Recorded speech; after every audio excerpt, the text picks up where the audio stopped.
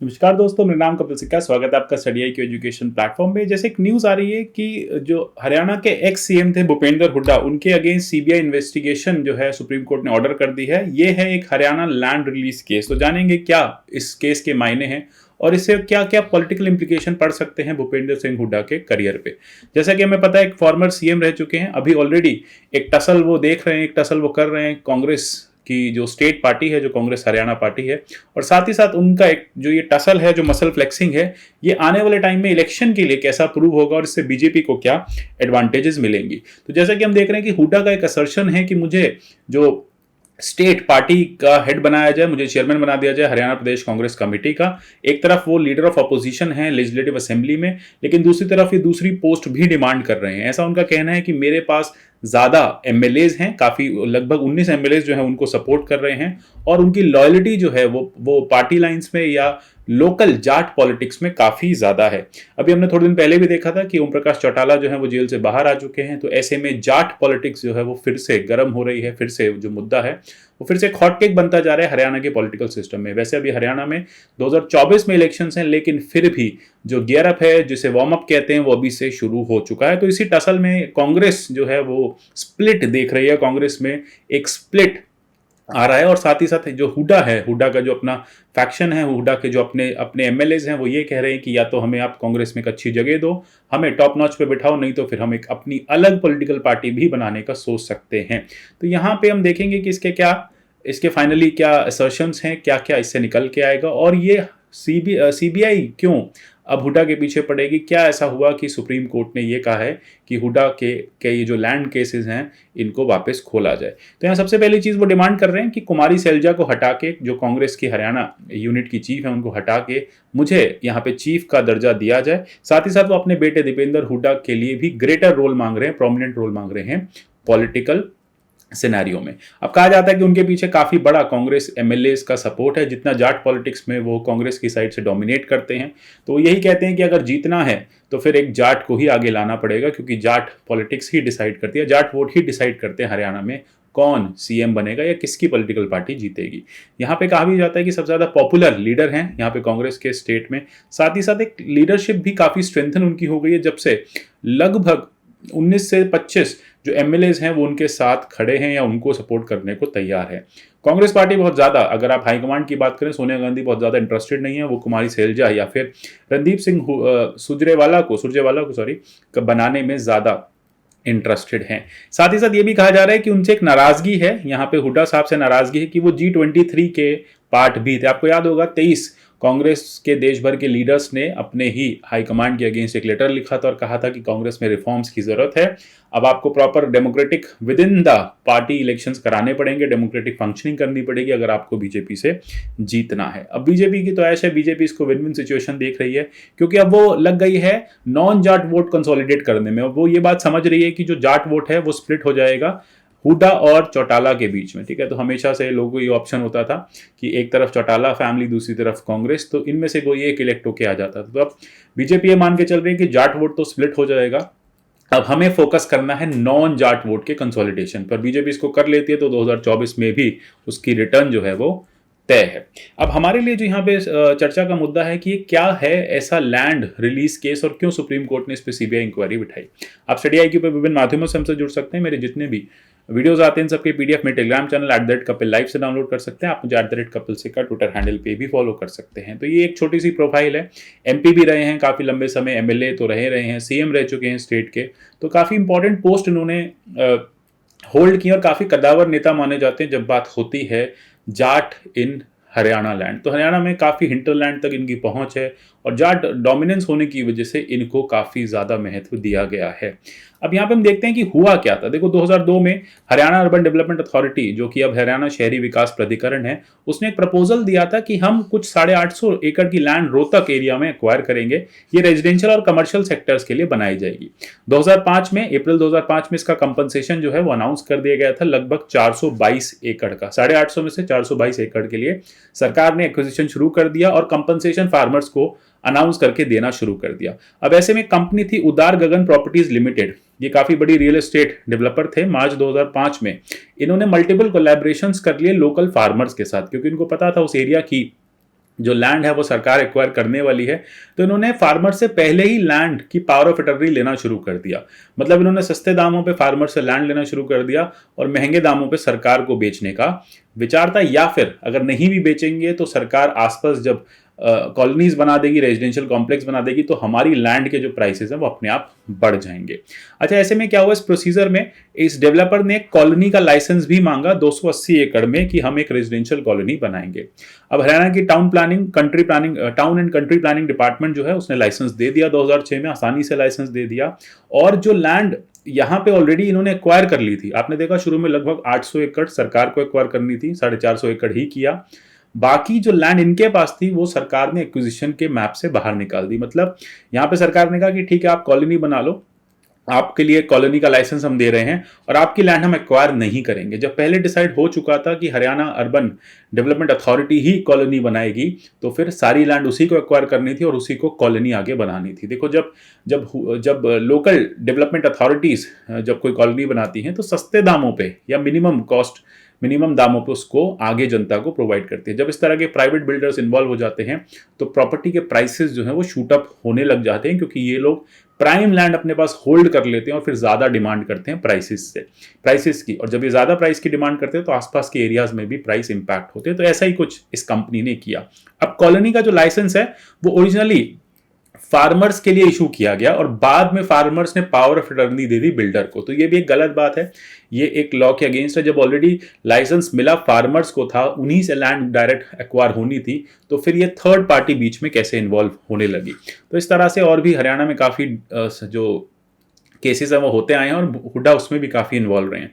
तो यहाँ यही कहा गया कि जो सेल डीड्स हैं वो डेवलपर के नाम एग्जीक्यूट होने लगी, ना कि फार्मर्स के नाम। अब यहाँ पे गवर्नमेंट को डायरेक्टली फार्मर से लैंड एक्वायर करनी थी, बीच में डेवलपर आने की वजह से गवर्नमेंट को डेवलपर के थ्रू लैंड जो है वो एक्वायर करनी पड़ी। तो इसका मतलब बात यही हुई कि सस्ते दामों में फार्मर से खरीदी और महंगे दामों में जो गवर्नमेंट को बेच दी। काफ़ी समय से हर जगह होता है, इनफैक्ट पूरे गुड़गांव का यही प्रॉब्लम रहा है हमेशा से, कि जब पता चल जाता है किसी एरिया से हाईवे पास होने वाला है, कोई गवर्नमेंट टाउनशिप आने वाली है, गवर्नमेंट कोई इंडस्ट्री लगाने वाली है, इंडस्ट्रियल एरिया या इंडस्ट्रियल पार्क लगाने वाली है, तो फार्मर से पहले ही लोअर प्राइस पे जो लोग गवर्नमेंट में जान पहचान रखते हैं, जिन्हें पता होता है, वो सस्ते प्राइस पे फार्मर्स से ले लेते हैं। फार्मर्स को लगता है कि हमें ठीक प्राइस मिल रहा है और जैसे ही वहाँ पे गवर्नमेंट प्रपोजल फाइनलाइज कर देती है फिर वो महंगे दामों में सरकार को बेच देते हैं। तो ये काफ़ी लंबे समय से चलता आ रहा है। लेकिन इस बार जो इन्वॉल्वमेंट है वो दो पार्टीज का यहाँ पर है, कांग्रेस का। हुड्डा का कनेक्शन इस कंपनी से रह ही रहा है, उदार गगन प्रॉपर्टीज लिमिटेड, साथ ही साथ बीजेपी का भी कनेक्शन यहाँ पे देखा गया। अब ये देखा जा रहा है कि जो बीजेपी के सीनियर लीडर हैं सुभाष चंद्र, वो भाई हैं लक्ष्मी नारायण गोयल के, और जो कि इसमें उदार गगन प्रॉपर्टीज में डायरेक्टर रह चुके हैं। इन्होंने 2014 में यहां से रिजाइन किया, इस कंपनी से ये बाहर गए। अब पंजाब हरियाणा हाईकोर्ट में जब ये केस पहुंचा तो उन्होंने कहा कि ये जो डेवलपर ने जो लैंड एक्वायर की है इसको नल एंड वॉइड कर दिया जाए, यहां पे डेवलपमेंट नहीं करने दिया जाएगा। जब फाइनली बीजेपी की गवर्नमेंट आई तो बीजेपी की गवर्नमेंट ने फ्लोर ऑफ द हाउस पे ये कहा था कि हम यहाँ पे एक सीबीआई की इंक्वायरी बिठाएंगे। पहली बार ये केस जो है सुप्रीम कोर्ट ने सुना था। सुप्रीम कोर्ट की जस्टिस अनिल दवे की जो बेंच थी, उन्होंने ये जो लैंड रिलीज फ्रॉम एक्विजिशन था इसको कैंसिल कर दिया था। कहा था कि ये लैंड जो एक्वायर की है ये कैंसिल होगी, ये प्राइवेट बिल्डर्स के पास नहीं जाएगी। और ये कहा जितनी भी लैंड है वो फार्मर से डायरेक्ट ट्रांसफर कर दी जाए to Haryana urban development authority, जो कि हरियाणा शहरी विकास प्राधिकरण अब जाना जाता है। तो बिल्डर को बीच में हटा दिया जाए और बिल्डर से सारी लैंड ले ली जाए और वो सरकार को ट्रांसफर कर दी जाए। और साथ ही साथ ये भी कहा हरियाणा गवर्नमेंट की कि आप एक थॉरो प्रोब करो, सीबीआई बिठाओ और देखो किस तरह का लैंड ग्रैब केस कैसे बना, इस तरह का लैंड एक्विजिशन का पूरा नेटवर्क कैसे बना और इसमें कौन कौन लोग बेनिफिशियल रहे, किस किस को बेनिफिट मिला, क्या उस समय के सीएम को भी मिला, क्या उस समय के बीजेपी लीडर्स को भी मिला, कौन कौन लोग इसमें शामिल थे, ये सारी बातें पता करो। क्योंकि देखो इससे क्या हुआ, गवर्नमेंट को नुकसान हो रहा है। गवर्नमेंट सस्ते दाम पे फार्मर से ले सकती थी, गवर्नमेंट को महंगे दाम पे यही चीज लोकल बिल्डर से लेनी पड़ी। साथ ही साथ कोर्ट ने यह कहा कि जो आपने डेवलपर को कॉलोनी का लाइसेंस दिया है इसको भी इलीगल करो और इसको भी नल एंड वॉइड करो। और यह भी कहा कि कौन कौन इसमें बोनाफाइड है सबको ढूंढो, किस किस को फायदा मिला है। और अल्टीमेटली जो लैंड है उसको एक्विजिशन से बाहर कर दिया गया। लैंड को यहाँ पे ये कहा गया कि किस तरह से सुप्रीम कोर्ट ने पूछा कि किस तरह से आपने फाइनली ये डिसाइड किया, किस पर्सन ने डिसीजन लिया कि ये जो पर्सन, ये जो कंपनी गगन जो पोद्दार जो कंपनी जिसने लैंड एक्वायर कर ली थी, इसको एक्विजिशन से बाहर क्यों रखा गया? जब आपने पहले ओरिजिनली डिसाइड किया था कि 800 एकड़ लैंड लेंगे, तो फाइनली फिर 400 एकड़ क्यों लिया और इस कंपनी को लाइसेंस कैसे दिया गया? तो इसका मतलब कहीं ना कहीं सरकार की मिलीभगत थी, इससे डेवलपर को कुछ बेनिफिट पहुंचाए गए। तो यही सारी बातें यहाँ पे कहीं। दूसरी बात ये भी कहा कि जब उस कंपनी के पास, यूजुअली देखो जब सरकार कोई भी लैंड परचेज करती है तो आपके पास लैंड टाइटल होना चाहिए। रजिस्ट्री तभी होती है जब आपके पास लैंड का टाइटल होता है, मतलब लैंड की ओनरशिप होती है। यहाँ पे तो गवर्नमेंट ने क्या देखा, गवर्नमेंट ने लैंड एक्वायर कर ली मियर पावर ऑफ अटर्नी के पेपर से, जबकि लैंड ओरिजिनली फार्मर्स के पास थी और पावर ऑफ अटर्नी जो है वो बिल्डर के पास थी, और गवर्नमेंट ने पीओए के बेसिस पे यहाँ पे लैंड एक्वायर कर ली। तो ये भी एक बड़ा मुद्दा बन गया कि इस तरह के एक्विजिशंस कैसे हो रहे हैं। जब तक किसी के पास टाइटल नहीं है, मतलब जब तक कोई उस लैंड का होल्डर नहीं है, कोई उस लैंड को ओन नहीं कर रहा, तो आप उससे कैसे उस लैंड को खरीद सकते हो? तो मतलब ये ऊपर से नीचे तक कंप्लीट करप्शन का केस बना। इनिशियली राजन गुप्ता करके एक IAS ऑफिसर है, इनको प्रोब दिया गया। इन्होंने कहा सिस्टमैटिक फेलियर्स हैं और कोई पर्सन रिस्पॉन्सिबल नहीं है, कुछ टेक्निकल इश्यूज हो गए थे, ठीक से हमें लैंड टाइटल नहीं पता चल पाए थे, मतलब केस को इधर उधर करने की कोशिश की। साथ ही साथ उदार गगन को जब फाइनली सीबीआई को रेफर करने की बात की गई, तो 2018 में चीफ मिनिस्टर मनोहर लाल खट्टर ने कहा कि ठीक है, मैं इस केस को सीबीआई को दूंगा, जबकि सुप्रीम कोर्ट ने कहा था केस सीबीआई के पास ही जाना चाहिए, लेकिन उन्होंने सीबीआई को नहीं दिया था। मतलब बीजेपी ने भी केस सीबीआई को नहीं दिया, मतलब इन्वॉल्वमेंट जो है यहाँ पे आपको मल्टी पार्टी दिख जाएगा। अब उन्होंने क्या किया, जस्टिस RS मदान को इन्वेस्टिगेशन के लिए बिठा दिया। अब जस्टिस RS मदान पहले सरकार में लीगल रिमेम्बरेसर की तरह काम करते थे, मतलब जुड़े हुए थे वो सरकार के लीगल इशू फंक्शन से, अटॉर्नी जनरल के साथ, एडवोकेट जनरल के साथ, सॉलिसिटर के साथ वो बैठते थे। तो यहाँ पे बात ये हो जाती है कि ऐसे पर्सन को जो ऑलरेडी सरकार के साथ पहले भी इन्वॉल्व रहा है, आप उसको कैसे प्रोसीड, कैसे आप उसको इन्वेस्टिगेशन दे सकते हैं? तो वही वाली बात हो गई कि आप चोर को बोलो कि अपने ही किसी दोस्त से पूरी इंक्वायरी करा लो। तो ये इस बात पे कोर्ट ने डांट भी लगाई, तो लेकिन खट्टर गवर्नमेंट ने कहा कि नहीं, ये बहुत पुरानी बात है, वो बहुत पहले ऑफिस में थे, अब तो वो एक इंडिपेंडेंट जुडिशियल इन्वेस्टिगेटर की तरह काम करेंगे, इंडिपेंडेंट एक एक्स जज की तरह काम करेंगे। अल्टीमेटली उन्होंने भी यही कहा कि सब कुछ ठीक है। जब उनकी रिपोर्ट आई तो यही कहा गया कि कोई भी मिसमैनेजमेंट नहीं है, बस टेक्निकल फॉल्ट्स हैं।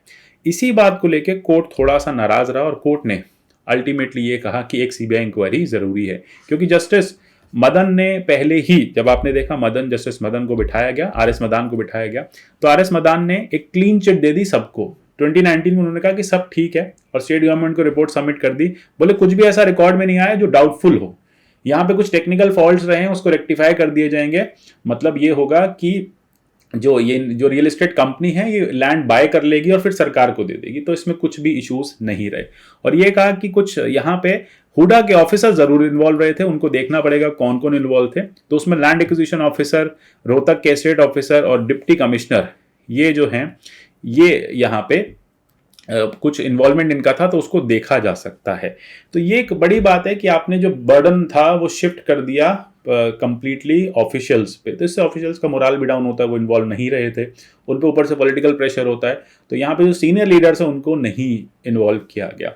अब इसीलिए कोर्ट ने कहा कि एक सीबीआई इंक्वायरी बिठाना जरूरी है। ऑलरेडी आप देखेंगे हुडा का जो करियर है, यहाँ ऑलरेडी एक कुछ और यहाँ पे केसेस उनके खिलाफ पहले ही चल रहे हैं। सीबीआई ईडी ने पहले ही उन पे केसेस खोल रखे हैं। अगर आप Robert Vadra DLF land scam देखेंगे जो कि गुड़गांव में हुआ, Gurgaon Manesar IMT land scam उनके टाइम में हुआ, Gurgaon Rajiv trust land scam उनके टाइम में हुआ, Sonipat Kharkhoda IMT land scam, मतलब इस समय जितने बड़े बड़े इंडस्ट्रियल लैंड पार्सल्स डिस्ट्रीब्यूट किए गए 2002 से 2012 तक, 10 से 12 तक, काफ़ी ज़्यादा लैंड स्कैम्स वहाँ देखे गए। पंचकुला लैंड स्कैम रहा, देन उसके बाद national Herald land allotment scam रहा, तो काफ़ी ज़्यादा यहाँ पे लैंड स्कैम्स है। और यही चीज़ें हैं कि सर लोगों ने उनको वोट आउट भी किया, लेकिन अल्टीमेटली यहाँ पे एक इंडिपेंडेंट इंक्वायरी जो है वो बनती है सीबीआई के द्वारा। अब इस तरह के मल्टीपल केसेस तो इनके सामने आ ही रहे हैं। दूसरा पॉलिटिकल टसल भी चल रहा है कांग्रेस के विदिन, तो कहा जा रहा है कि कांग्रेस जो है इन वजहों से हरियाणा में और ज़्यादा वीक होगी, और कांग्रेस का वीक होना मतलब बीजेपी को एक स्ट्रेंथ यहाँ पे मिलेगी। तो यहाँ पे अब देखते हैं क्या होता है फाइनली, और किस तरह से सीबीआई की इंक्वायरी आगे बढ़ती है, कौन कौन कन्विक्ट बाहर आता है, किस किस पार्टी के लीडर्स को, क्योंकि मल्टी पार्टी यहाँ पे आपने देखा बीजेपी का भी कुछ इन्वॉल्वमेंट मिला आपको, कांग्रेस का भी इन्वॉल्वमेंट मिला, तो देखा जाएगा कि एग्जैक्टली क्या रहता है। लेकिन अल्टीमेटली एक जो स्टैंड, एक जो पोजीशन है हुडा की, वो बिल्कुल कम होती दिख रही है। विद इन द पार्टी भी क्राइसिस है, और बाहर कोर्ट से भी ये जो क्राइसिस है बढ़ती जा रही है। तो देखते हैं इस तरह से किस तरह से हरियाणा की पॉलिटिक्स आगे फर्दर शेप लेती है और कैसे हुडा इन चीज़ों से बच के निकलते हैं, क्योंकि अब दूसरी तरफ चौटाला भी हैं और बीजेपी ऑलरेडी स्ट्रेंथन है। तो जो पहले दो पार्टी की क्लैश होता था इलेक्शंस में, वो ट्राइपार्टाइट क्लैश हो गया और ट्राइपार्टाइट में एक जो साइड है वो वीक होती दिख रही है। इस तरह के और इंटरेस्टिंग टॉपिक्स हम लाते रहेंगे, जुड़े रहिए हमारे साथ। यूपीएससी आईएएस के प्री कम मेन स्मार्ट कोर्सेज हमारे पास अवेलेबल हैं फ्लैट 50% डिस्काउंट के साथ। studyIQ.com या हमारी ऐप से आप डाउनलोड कर सकते हैं। मिलते हैं अगले ऐसे किसी सेशन में, तब तक के लिए good bye, take care and God bless you all.